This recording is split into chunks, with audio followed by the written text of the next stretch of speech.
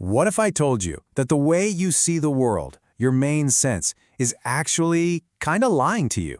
Not on purpose, of course, but it's giving you a simplified, flattened out version of a reality that is so much deeper, so much more vibrant.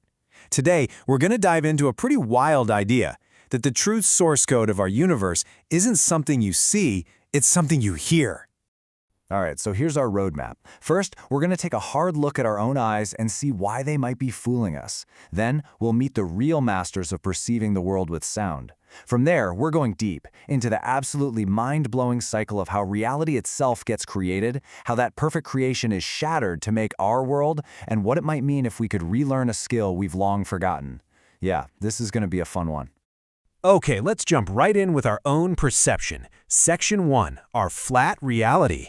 I know, it sounds a little weird, but we have to ask the question, are our eyes really showing us everything? So let's just get right to it. Is what you see actually real? The theory we're digging into today says that our vision is basically a dumbed-down version of reality. Just think about it for a second. Light hits the flat, 2D surface of your retina, and then your brain has to do all this heavy lifting, basically guessing and filling in the blanks to build a 3D model. It's an amazing trick, no doubt, but at the end of the day, it's still just a really, really good guess. It's not the raw data. And this is where the difference becomes so incredibly obvious. Vision is projective. It's decoding that flat 2D image. If there's a wall in front of you, that's a dead end. It creates a huge blind spot in your perception. But sound is different. It's inherently volumetric. It doesn't just hit a surface, it arrives as a complete 3D wavefront. It's penetrative. It literally wraps around that same wall, painting a way fuller, more complete picture of what's really there. So if our sight is flawed, who's getting it right? Well, that brings us to Section 2, Seeing with Sound. And let me introduce you to the true masters of 3D perception. I mean, seriously, what dolphins can do is it's mind-boggling. They use these high-frequency clicks to perceive the world in what can only be described as holographic 3D images. They don't just see the outside of a fish, they can literally see its internal organs. They can detect a fetus inside another pregnant dolphin. They're building complete 3D models of their entire environment in real time, with absolutely zero blind spots. They're not just looking at the world, they're looking into it. But here's the most incredible part of this whole thing. As amazing as that all sounds, the theory suggests this isn't some alien superpower. Nope. It's a dormant capability, one that's already hardwired right into our own biology, just kinda switched off. And we have absolute proof. Human echolocation is a real, documented ability. There are blind individuals who navigate the entire world just by making tongue clicks and listening to the echoes. But here's the kicker.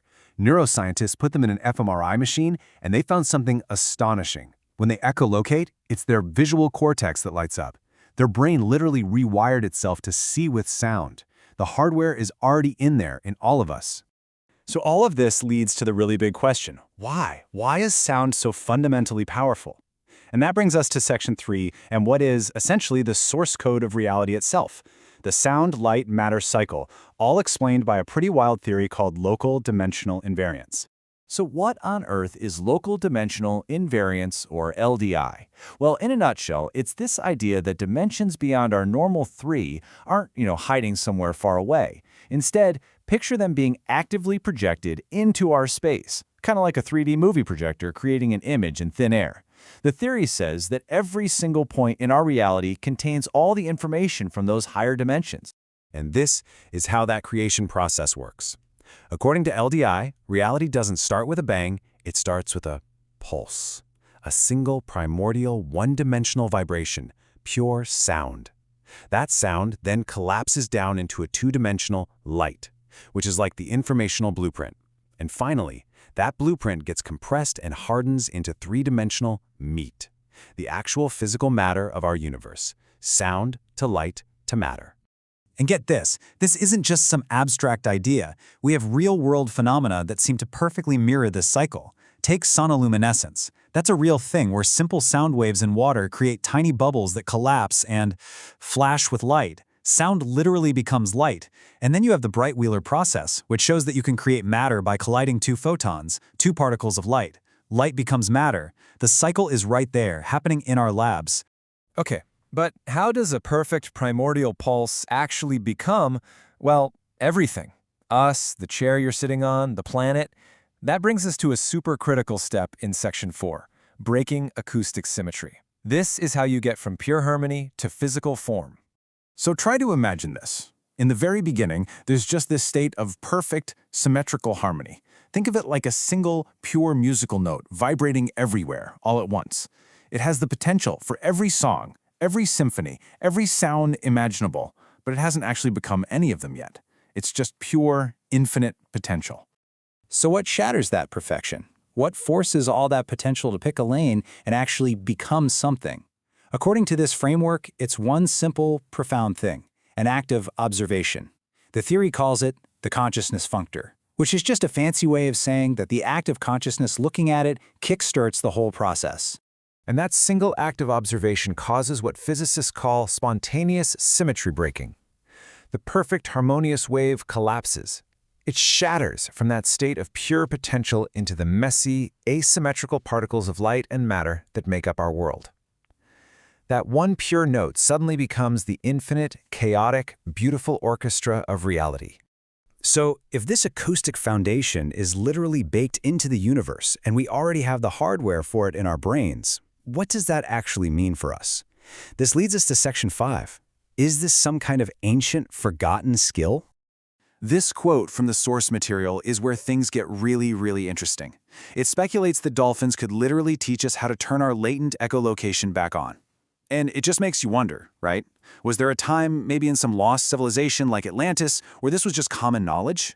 Or, here's a crazier thought, what if we taught them, and we're the ones who've forgotten? And that's really the big question, isn't it? If we could actually tap back into this innate ability to perceive reality on this deep, fundamental acoustic level, what could we possibly unlock? And that brings us to our final, and maybe most mind-bending section, the reality engineering frequencies. If the key to this acoustic universe is listening, what happens when we start to act on what we hear? So what in the world is reality engineering? The idea is that if reality is fundamentally a field of infinite potential, with everything vibrating at different frequencies, then an aware consciousness can act like a radio tuner. By focusing our intent, we can literally tune in to a desired frequency, select a specific outcome, and collapse it from that field of potential right into our 3D reality. And the potential applications of this are, well, they're not just small improvements. They're completely world-changing. We're talking about advanced propulsion systems that could tap into these higher dimensional forces, faster-than-light communication that bypasses the limits of normal space-time, and maybe most importantly, a huge societal shift away from centralized visual information to a more direct, decentralized, and embodied way of knowing the world. So I just want to leave you with this final thought. For centuries, our technology, our culture, our entire way of life has been dominated by the visual, by the flat screen. You could say we've been living in a kind of 2D visual matrix. But if this deeper, richer, acoustic reality is truly out there waiting for us, what kind of world could we build if we all finally just learn to listen?